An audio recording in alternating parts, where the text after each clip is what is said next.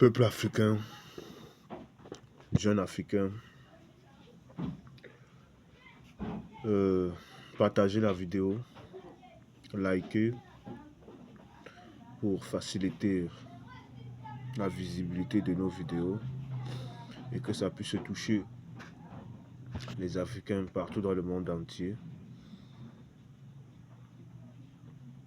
pour que ça puisse éveiller tous les Africains qui sont dans le monde entier. Le président en exercice de l'Union africaine, qui est le président angolais, donc à l'heure actuelle, le président de l'Union africaine, c'est le président angolais. Il a envoyé son représentant au Mali et au Burkina Faso. Son représentant qui s'appelle Tété Antonio, il est venu passer un message au président Assimi Goïta, aux autorités maliennes, et que le président de l'Union africaine s'inquiète pour ce désordre au Sahel, pour cette guerre au Sahel, et que il est venu écouter ce que les autorités vont lui dire, et qu'ensemble, eux pourrions, ensemble, ils vont se battre pour que la sécurité puisse régner au Mali, et que le Mali est un vieux frère, un vieux ami. Le Mali les a beaucoup soutenus dans leur guerre, les 27 ans de guerre qu'ils ont fait en Angola. Les Maliens les a apportés de leur R2.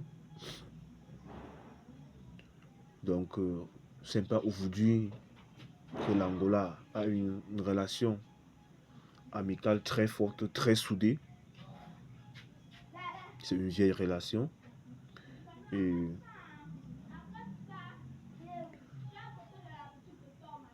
peuple africain, ce que je vais vous dire, ce que vous expliquer.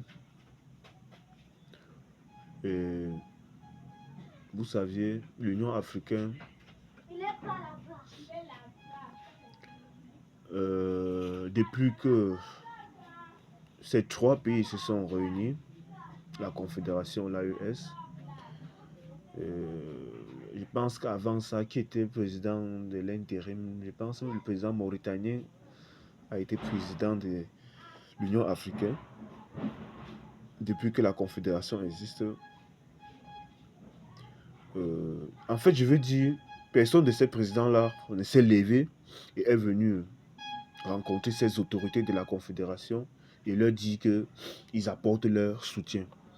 Donc, moi, je trouve que c'est déjà l'initiative que le président angolais a prise, c'est déjà une très bonne décision de venir rencontrer les autorités de la Confédération et causer avec eux, demander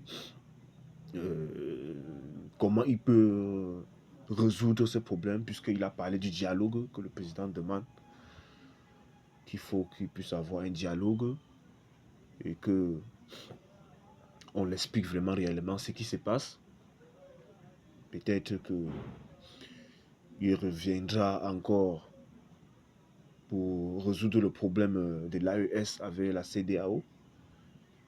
Mais je pense que eux tous ils savent la position de l'AES. Et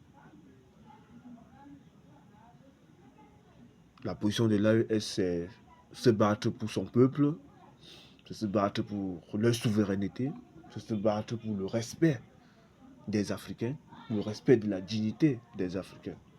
Donc, son Excellence le président angolais, j'ai apprécié cette démarche, mais nous ne voulons pas, la Confédération ne veut pas être trahie par qui que ce soit, parce que cette lutte que nous sommes en train de mener, on ne pourrait plus jamais faire marche arrière. Donc, Tété Antonio s'est rendu après sa visite au Mali et il a dit qu'il y a une forte communauté malienne en Angola et il y a aussi une forte communauté angolaise au Mali. Donc, c'est la famille, ce sont des frères. Et il s'est rendu juste après ce meeting au Mali, il s'est rendu au Burkina Faso et il a rencontré les autorités burkinabées. Je pense qu'il a rencontré même le président. Et il a dit qu'il venait, il est venu dans le pays de Thomas Sankara, des Burkinabés, et qu'ils sont venus écouter. Ils sont venus écouter les autorités burkinabées par rapport à leurs inquiétudes, par rapport à ce qui se passe dans leur pays. Donc, ils sont prêts à soutenir la Confédération, à soutenir le Burkina dans la lutte, dans cette guerre que le vaillant peuple burkinabé est en train de se battre pour la reconquête de leur territoire. Et c'est de ça qu'il s'agit, peuple africain, jeunes africains. Nous vous êtes toujours dit ma feuille de route, c'est que l'Afrique noire puisse s'unir un jour et que on puisse être une très grande puissance de l'avenir. Et c'est ça que les impérialistes n'aiment pas, c'est ça que les occidentaux ne veulent pas, c'est ce que les Américains ne veulent pas.